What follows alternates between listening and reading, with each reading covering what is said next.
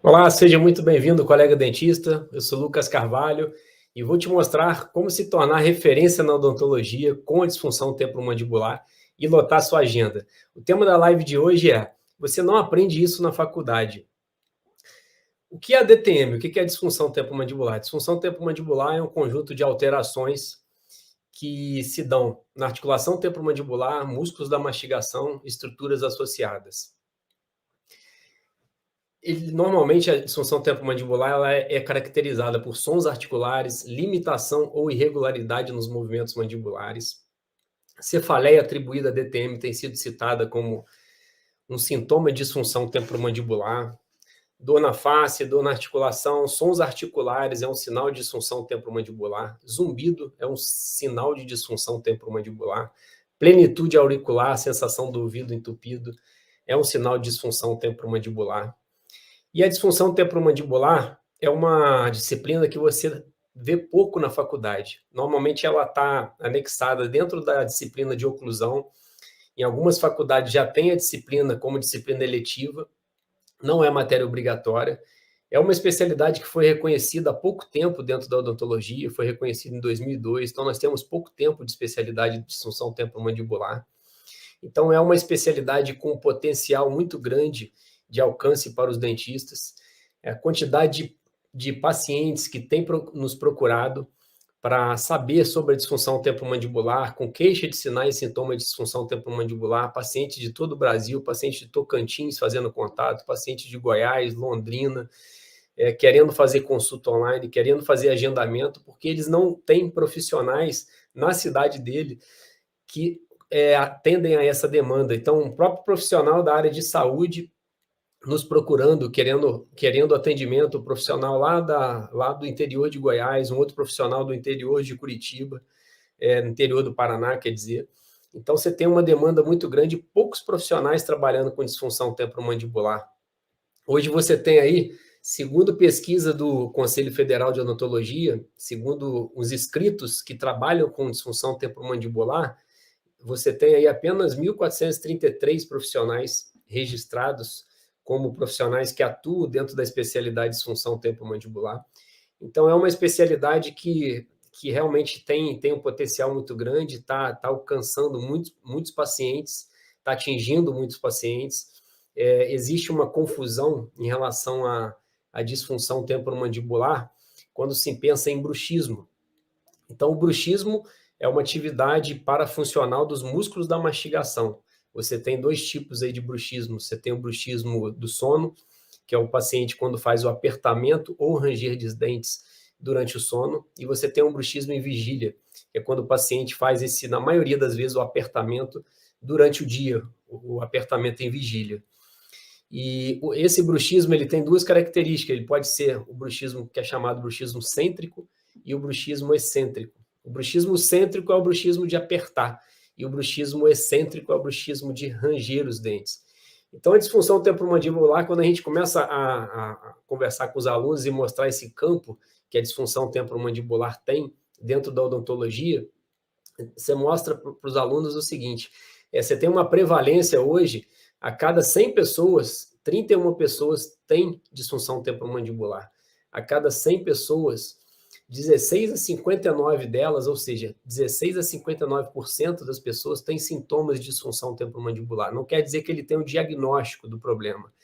E você tem uma outra prevalência aí de até 85% de sinais de disfunção temporomandibular, ou seja, a cada 100 pessoas, 85 tem um sinal de disfunção temporomandibular. Isso pensando em prevalência dentro da literatura científica, da forma que ela é citada. Mas quando você pensa em diagnosticar a doença, você imagina, cada 100 pessoas, 31 têm disfunção temporomandibular. Você pega um país como o Brasil, país de 213 milhões de habitantes, você faz um cálculo aí, 31% dos pacientes na sua cidade, se você mora numa cidade com 100 mil habitantes, 31 mil pessoas podem ter o diagnóstico de disfunção temporomandibular. Só que muitos pacientes têm o problema e não procuram o primeiro dentista, ou não procuram o dentista que tem a especialidade ou que trabalha com disfunção temporomandibular. Ele acaba procurando o médico primeiro. E o médico, muitas das vezes, ele não sabe para quem indicar, ele não sabe a quem recorrer. Em algumas situações, ele acaba recorrendo, quando ele pede todos os exames, faz toda a avaliação e viu que o paciente não tem nada na área de alcance dele, aí ele encaminha para o dentista. E normalmente ele encaminha ou para o ortodontista para tratar uma maloclusão, porque ele acha que a maloclusão está relacionada à disfunção temporomandibular, ou às vezes ele encaminha para o bucomaxilofacial, que é o que normalmente acontece nos encaminhamentos. Estou até com um aluno que é bucomaxilo, ele falou muito isso. Ele fala que acaba recebendo muito paciente que encaminhado de otorrino, de neurologista, por ele ser bucomaxilo. Então, os próprios médicos têm essa dificuldade em saber para quem encaminhar os pacientes que têm esse diagnóstico de disfunção temporomandibular. Outras situações que às vezes acabam acontecendo, que existe uma confusão, você pega um paciente que tem essa sintomatologia de disfunção temporomandibular, é um paciente que normalmente ele tem outros comprometimentos, então é um paciente que tem o que a gente chama de comorbidades. Então esse paciente normalmente ele pode ter uma cefaleia primária associada à disfunção temporomandibular, o que às vezes dificulta o diagnóstico, tanto por parte do dentista quanto por parte do médico. E a gente sabe que quando você tem duas doenças atuando no indivíduo ao mesmo tempo, o limiar de dor desse paciente, ele diminui. Ou seja, quando você tem o paciente com dor, os impulsos nervosos que vão chegando no sistema nervoso central, eles são cada vez maiores quando você tem mais de uma comorbidade. Ou seja, você tem, por exemplo, uma cefaleia primária como a migrânia e você tem a disfunção temporomandibular. Então, quanto mais impulso chega no sistema nervoso central, maior a sensibilização do sistema nervoso central. E numa situação como essa, o paciente, o limiar de dor dele, que era X, ficou pela metade, diminuiu o limiar de dor desse paciente. E com isso ele está mais suscetível ainda a ter crises tanto de migrânia quanto de enxaqueca, que é a mesma coisa que enxaqueca, quanto a disfunção temporomandibular.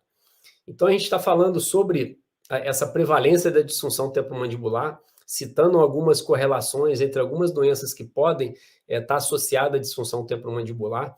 Outro dia apareceu uma paciente para a gente que ela tinha uma cefaleia trigêmino autonômica. Essa cefaleia trigêmino autonômica, as mais conhecidas é a Sunkt e a cefaleia em salvas. Essa paciente tinha a Sunkt. Então, essa paciente com essa cefaleia trigêmino autonômica, ela tinha também a disfunção temporomandibular. E quando você começa a controlar a disfunção temporomandibular desse paciente, e o paciente tem uma comorbidade, como uma cefaleia trigêmino autonômica, ou seja, que está muito relacionado a uma sensibilização no sistema nervoso central, se você não tiver uma parceria com o profissional da área médica, com o neurologista, para que o paciente faça um tratamento medicamentoso, só tratando a disfunção temporomandibular, você não vai conseguir controlar esse paciente. E normalmente nas nossas aulas, normalmente a gente orienta exatamente isso, como diagnosticar diferencialmente as diversas dores orofaciais. Então a gente mostra para o aluno como saber diferenciar, por exemplo, uma cefaleia em salvas, como diferenciar uma neuralgia do trigêmeo, uma neuralgia do glossofaríngeo. Essas cefaleias primárias, como eu falei, com a migrânia, do tipo a migrânia com aura, a migrânia sem aura, cefaleia do tipo tensional, cefaleia tipo tensional crônica. Então, tudo isso, na verdade, o profissional que trabalha com disfunção temporomandibular, ele tem autoridade para entender e conseguir diagnosticar todas essas doenças. Porém, o tratamento de cefaleias primárias, de algumas dores neuropáticas, é o médico que acaba fazendo o tratamento em parceria com o dentista, quando o dentista faz esse diagnóstico preliminar. Mas quando você tem um paciente com uma dor orofacial, essa dor orofacial pode mimetizar várias dores, ou seja, você pode ter uma dor odontogênica e mimetizar uma dor neuropática, ou vice-versa, você pode ter aí uma neuralgia do trigêmeo e ter uma dor referida no dente, e você achar que o paciente tem uma dor odontogênica, e na verdade o paciente tem uma alteração no sistema nervoso central. Então, todas essas situações, o profissional que trabalha com disfunção temporomandibular, ele está apto a dominar esse assunto. Agora, a disfunção temporomandibular, eu sempre cito a oportunidade para os dentistas do que é trabalhar com a disfunção temporomandibular. Você não precisa, para você trabalhar com disfunção temporomandibular, você não precisa assim, de muito equipamento, de muita coisa. Para o dentista que está iniciando, que quer trabalhar com disfunção temporomandibular, ele não precisa fazer um investimento tão alto, então você não precisa ter equipamentos com custo tão elevado. Então a disfunção temporomandibular, até nisso, ela te dá uma facilidade para quem está iniciando na profissão. E o que acontece quando você está fazendo a faculdade? Por isso que eu coloquei como tema, é que você não vê isso na faculdade. Por quê? Na faculdade você acaba associando a disfunção temporomandibular à maloclusão. Nada mais, nada menos, ela já está ela tá dentro, na maioria dos cursos, dentro da especialidade de oclusão. Então, automaticamente, você já relaciona uma maloclusão com o surgimento da disfunção temporomandibular. E quando você começa a fazer pesquisas na literatura, pesquisas bibliográficas, procura por artigos sérios, você observa que essa maloclusão ela não tem tanta relação quanto se achava no passado. Então, o paciente que tem hoje uma disfunção temporomandibular, na maioria das vezes, a maloclusão ela não está associada. Isso a gente mostra sempre, apresenta para os colegas em conteúdo, para que consigam entender essa diferença da disfunção temporomandibular e esse relacionamento que ainda fazem com a maloclusão. Então, o fato do paciente ter um sinal e sintoma de disfunção temporomandibular e ter o diagnóstico dela, não quer dizer que você, corrigindo a maloclusão desse paciente, você vai tratar a disfunção temporomandibular dele. Então, isso é importante você já começar a saber diferenciar. A disfunção temporomandibular, se você buscar lá atrás, em 1934, quando o otorrino Colstein, ele começou a observar pacientes que tinham perda de dentes posteriores, e ele começou a associar essa perda dos dentes posteriores a surgimento de dores na face, a surgimento de sons articulares, de zumbido, e ele deu esse nome, que na verdade na época não era chamado de disfunção temporomandibular. Ele começou a relacionar essa perda do suporte dentário posterior ao surgimento desses sinais e sintomas de disfunção temporomandibular. E ela foi chamada, na época, não era disfunção temporomandibular, foi chamada de síndrome de Colstein, que foi esse otorrinolaringologista que foi o primeiro a citar essa relação entre maloclusão ou ausência dentária com a presença de sinais e sintomas de disfunção temporomandibular. Isso em 1934, nós estamos aí em 2021. Então, em 2021, o que você tem na literatura que mostra o que causa a disfunção temporomandibular? Já que você está me falando que a maloclusão não causa disfunção temporomandibular, porque às vezes o aluno pergunta, mas eu tive um paciente que ele tinha sintomatologia de disfunção temporomandibular e eu coloquei o aparelho ortodôntico e o paciente começou a ter uma melhora no quadro da disfunção temporomandibular. Por que isso, então? A gente sabe que o bruxismo é uma das causas de disfunção temporomandibular. Esse hábito parafuncional dos músculos da mastigação é um dos fatores de risco para a disfunção temporomandibular. Se, porventura, em alguma situação, o paciente tinha um bruxismo em vigília, um bruxismo do sono, e começou a movimentação ortodôntica, quando você começa a fazer movimentação dentária, quando você começa a alterar a oclusão do paciente, o que normalmente você faz para controlar bruxismo? Você não coloca uma placa? Essa placa ela faz o quê? Por 3 meses, ela altera a propriocepção. O que é a propriocepção? É a sensação que você tem na mandíbula que aquela posição está certa. Quando você coloca um dispositivo entre maxila e mandíbula, você muda totalmente, você confunde o cérebro. Então, essa confusão no cérebro é uma alteração da propriocepção que se dá, e o paciente para de apertar. Então, essa é a explicação para o controle do bruxismo com uma placa, por exemplo, uma placa rígida, que é a placa chamada placa de Michigan. E fazendo uma analogia com a movimentação ortodôntica, quando você altera a posição dos dentes, você altera a propriocepção. Então, você está iniciando uma movimentação ortodôntica, ou acabou de fazer uma reabilitação protética. Você alterou a propriocepção do paciente. Você alterando a propriocepção por um período, se o paciente, se o apertamento estava relacionado ao início da sintomatologia da disfunção temporomandibular, esse paciente, especificamente com o início da movimentação dentária, ele realmente pode ter uma diminuição da sintomatologia de disfunção temporomandibular. Isso não quer dizer que a maloclusão estava causando a disfunção temporomandibular. Isso que é importante deixar claro e que os alunos entendam, que os colegas dentistas entendam essa diferença.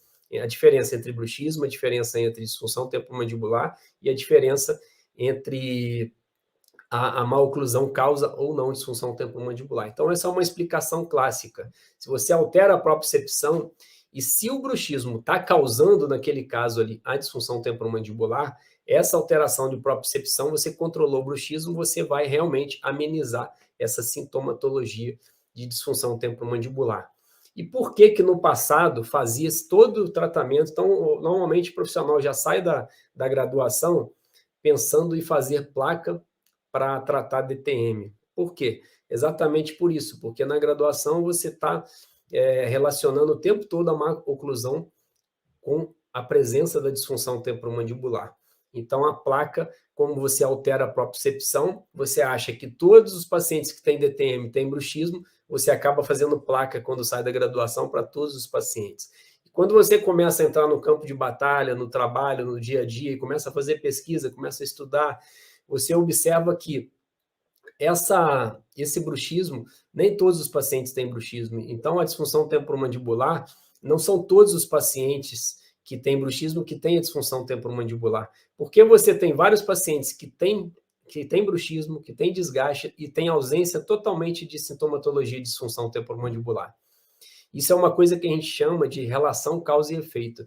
Então, você não pode falar que o bruxismo ele causa DTM. Se fosse assim, todos os pacientes que tivessem esse hábito parafuncional dos músculos da mastigação, que é o bruxismo, todos esses pacientes teriam que ter a disfunção temporomandibular. Então, essa relação causa e efeito é uma coisa a ser pensada quando você pensa em fator causador, fator etiológico para a disfunção temporomandibular. Então, nem todo paciente que tem bruxismo tem disfunção temporomandibular.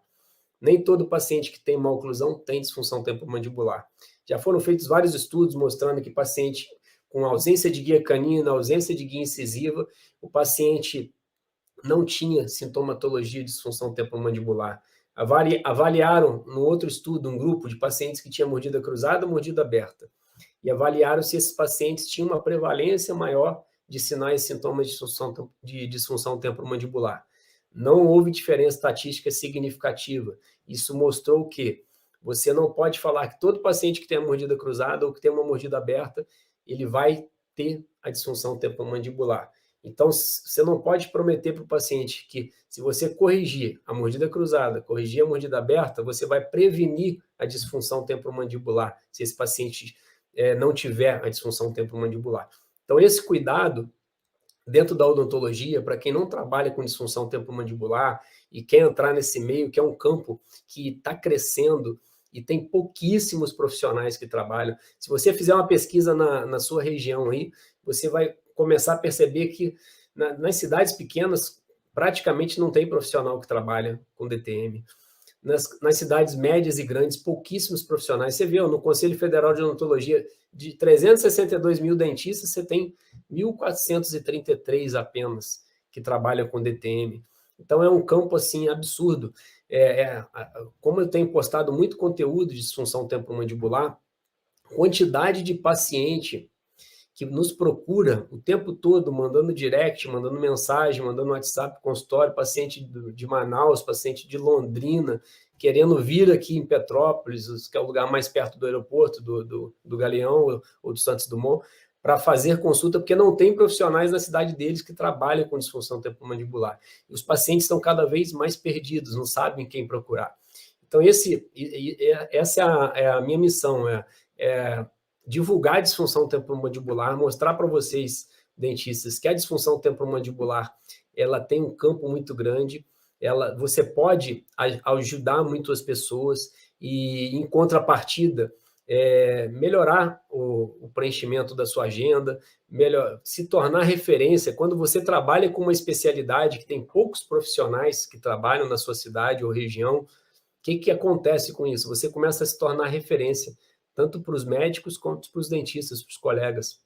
Então, a disfunção temporomandibular, quando você começa a aplicar no paciente, começa a divulgar que você é um profissional da área, que você trabalha com DTM, é impressionante como que aumenta a indicação desses pacientes que têm a disfunção temporomandibular e chegam para a gente o tempo todo. Então, essa divulgação da disfunção temporomandibular, por ela não ser uma disciplina obrigatória na faculdade, e por acharmos ainda, boa parte dos profissionais ainda baterem na tecla que essa maloclusão que aprendeu-se lá no passado ainda causa DTM, então é uma necessidade realmente de buscarmos formar mais profissionais, para que consigamos tratar os pacientes da forma assim embasada dentro da literatura científica, podermos dar o melhor realmente para os nossos pacientes.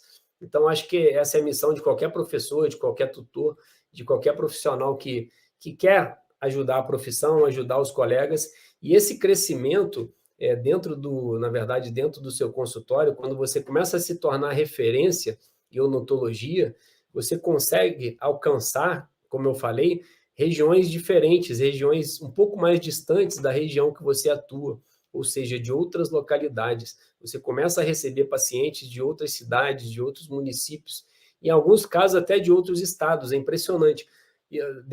Quando você começa a divulgar que você trabalha com DTM, o que acontece? Uma das ideias nossas é exatamente isso. Além de formar o profissional, dar a ele alternativas e mostrar a ele como você faz captação de paciente, como você vai conduzir esse paciente que tem a disfunção temporomandibular para chegar ao seu consultório. A primeira coisa é você começar a fazer uma triagem dos seus pacientes. Então, se você começar a fazer um questionário de triagem de sinais e sintomas de disfunção temporomandibular na sua recepção, você vai ver que boa parte dos seus pacientes tem sintomatologia de disfunção temporomandibular. Se esses pacientes têm essa sintomatologia de disfunção temporomandibular, eles devem ser melhor avaliados pelo profissional. E quando eles são melhor avaliados pelo profissional, você vai observar que boa parte desses pacientes que você tratava e não avaliava ele a fundo, olhava só para o dente, você vai começar a observar que esse paciente tem sintomatologia de disfunção temporomandibular e, na maioria das vezes, tem o diagnóstico da disfunção temporomandibular. Hoje mesmo chegou uma paciente para mim que ela veio para fazer uma avaliação clínica e, conversando com ela, comecei a avaliar ela, eu vi que ela tinha alguns sons articulares na forma de crepitação. Ela tinha um exame radiográfico, o exame radiográfico sugeriria uma doença degenerativa na articulação temporomandibular, e normalmente quando eu suspeito de uma doença degenerativa, o que eu faço? Já peço uma tomografia. E é uma paciente que estava em outro país, veio para cá, já passou pela mão de inúmeros profissionais e falou para mim, olha, ninguém nunca falou isso comigo. Por quê? Porque a gente, no dia a dia clínico, a gente acaba olhando muito para a parte interna ali do paciente, de boca, dente, máximo gengiva. A gente esquece que tem todo um mecanismo para que o seu trabalho laboratorial protético, a sua faceta, o seu laminado, o seu tratamento endodôntico, a sua movimentação ortodôntica, por trás disso tem uma articulação, tem músculos da mastigação, tem ligamentos, tem algumas doenças que podem afetar esses músculos, essa articulação e esses ligamentos, e isso pode alterar tanto a parte dentária quanto a parte gengival e inúmeros outros problemas que esse paciente pode vir a desenvolver. Então, quando você começa a trabalhar com a disfunção temporomandibular, eu falava no início que quando, por exemplo, o médico que gosta da profissão, ele faz uma consulta muito demorada e investiga o paciente a fundo. Então, quando você trabalha com disfunção temporomandibular, eu costumo sempre falar isso, quando você está nessa especialidade, você acaba fazendo uma consulta muito parecida com a consulta médica, que é uma consulta de tomada de história, você investiga o histórico do paciente, você palpa o paciente, palpação extraoral, não intraoral, você avalia parte glandular de linfonodos, você avalia parte de músculos da mastigação, articulação temporomandibular. Então, é um conhecimento que você passa a ter que realmente, no meu caso, mudou minha vida.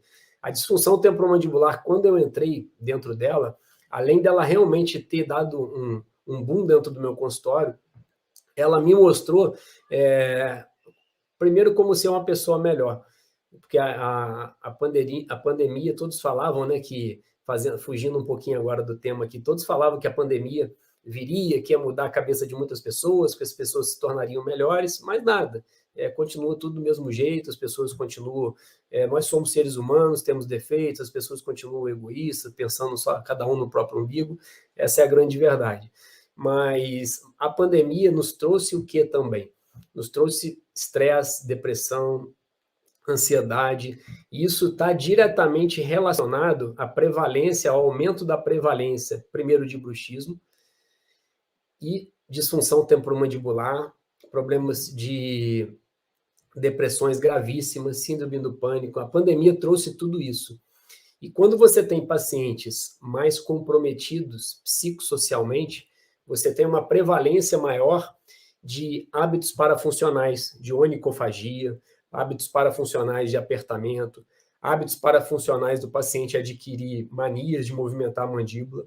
E isso são fatores de risco para o surgimento da disfunção temporomandibular. Por que a disfunção temporomandibular aumentou tanto durante a pandemia? Por que o índice de pacientes com dor, índice de pacientes com fraturas dentárias aumentou tanto durante a pandemia? Porque você tem um estudo que foi iniciado entre 2006 e 2007 nos Estados Unidos, chamado OPERA. Esse estudo envolveu mais de 3 mil pacientes. E dentro desse estudo, o que eles avaliaram? Eles avaliaram os principais fatores de risco para o surgimento da disfunção temporomandibular. E com esse estudo, eles colocaram a ansiedade e depressão como um dos principais fatores de risco para o início da disfunção temporomandibular. Então, o paciente que está muito comprometido psicossocialmente, ansioso, depressivo, ele tem uma probabilidade muito maior de iniciar uma disfunção temporomandibular. Por isso, o aumento dos casos de disfunção temporomandibular, o aumento de casos de fraturas dentárias, o aumento de casos de dores odontogênicas. Durante a pandemia, o que a gente observou? Que o dentista, a maioria dos dentistas que a gente conversa, falou-se que no início da pandemia, todo mundo parou, mas depois todo mundo continuou trabalhando normalmente, atendendo só a emergência, porque a gente começou a observar que boa parte dos pacientes que chegam no consultório são procedimentos emergenciais, são fraturas, são pacientes com dor, são pacientes com sangramento gengival, pacientes que travam a boca e não conseguem abrir, ou paciente que abriu a boca e não conseguiu fechar. Então, são todas emergências que apareceram muito no consultório. Por que isso? Porque boa parte desses sinais e sintomas que eu acabei de falar, eles estão relacionados a estresse, a ansiedade, a depressão. E esse estudo OPERA, que foi entre 2006 e 2007 que ele iniciou, como eu falei, com mais de 3 mil pacientes, ele comprovou isso, que a prevalência da disfunção temporomandibular em uma população, ela está muito realmente relacionada à alteração emocional do paciente, ao quanto o paciente está no momento depressivo, no momento de extrema ansiedade. Então, esses pacientes são os pacientes que mais vão te procurar. E o paciente que, para quem trabalha com DTM, vai observar que quando você atende essas pessoas, você se torna uma pessoa muito importante para elas. Você começa a ser uma referência. Hoje eu atendi uma paciente que vem lá do Leblon, no Rio, para tratar comigo aqui em Araras. Eu vi ela falando no telefone, na hora que ela chegou na clínica, ela falou, olha, esse dentista aqui, ele vale cada quilômetro que eu ando para vir ser atendida por ele. Isso é muito gratificante. Com quase 20 anos de formada, a gente continua respirando odontologia, querendo que a profissão cresça, respeitando o profissional, querendo que a gente cresça eticamente dentro da especialidade, dentro da profissão como um todo, e consiga formar bons profissionais.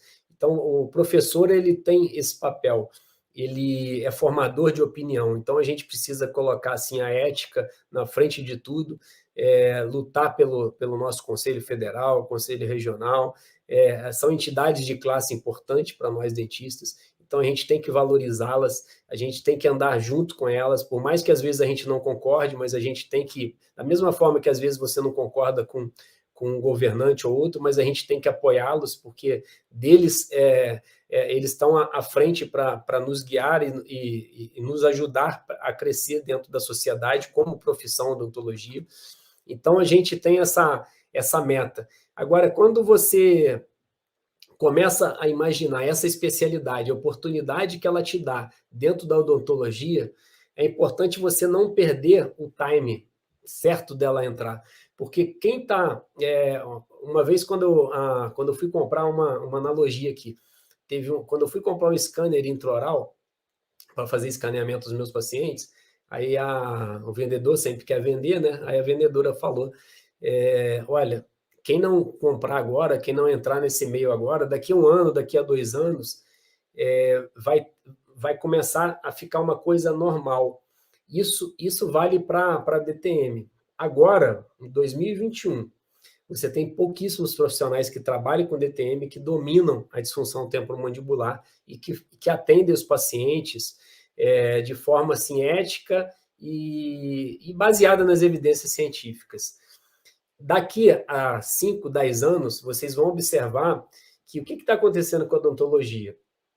Todo mundo quer fazer a mesma coisa. Ou você quer fazer movimento, quer fazer ortodontia, ou você quer fazer implante, ou você quer fazer prótese ou endodontia, mas esquece que você tem uma especialidade que tem um potencial, como a disfunção temporomandibular, muito grande. Você tem pacientes precisando de atendimento, como uma paciente que está falando aqui para eu ir para a Vitória da Conquista, parece que é paciente, porque precisam de profissionais que atendem esses pacientes que você não tem profissional, não tem dentista o suficiente para atender a demanda. Hoje nós temos, para você ter uma ideia, o que a Organização Mundial de Saúde preconiza são 1.500 habitantes para cada dentista. No Brasil, nós temos 588 habitantes para cada dentista. Ou seja, você tem um número de dentistas muito grande para o tamanho da população. O país é o país que tem a maior densidade demográfica de dentistas, é o Brasil. E, ao mesmo tempo, você tem o que a gente chama de oceano azul, que é a disfunção temporomandibular. E esse oceano azul, quando você se torna uma referência numa área médica, como a odontologia, você começa a sair da disputa por preço. Então, essa disputa por preço, por exemplo, eu, desde quando eu formei, não participei dela. Não que eu seja melhor do que ninguém, pelo contrário, porque eu sempre me preocupei em estudar, em buscar, em agregar para o meu paciente e não me preocupando em concorrer pelo valor. Eu acho que a gente tem que pensar um pouco nisso para não popularizar demais a odontologia, não prostituir a profissão, que é uma profissão tão linda, e acho que parte realmente de nós dentistas a darmos exemplo. Não que você não possa, acho que a gente tem que fazer projetos sociais para ajudar pessoas carentes. Hoje você tem atendimento público que atende uma certa demanda também. Eu estou falando uma coisa pensando no consultório, tá? No consultório particular, querendo dar dicas para ajudar os dentistas a crescerem dentro da especialidade, dentro da profissão. Então, o que eu quero mostrar é quando você tem o oceano vermelho, que é a disputa por preço, plano de saúde, e você começa a ser uma referência dentro da profissão e começa a trabalhar com uma especialidade que poucos profissionais trabalham, você começa a enxergar um oceano azul, diferente desse oceano vermelho, que é a disputa por preço, que é plano de saúde, que é tudo que o dentista, na verdade, quer sair, mas ele, às vezes, não sabe como sair. Então, você tem uma especialidade que consegue te referenciar, te tornar um profissional referência na odontologia, fazendo a disfunção temporomandibular. Então, pessoal, agradeço aí, uma semana abençoada para todos.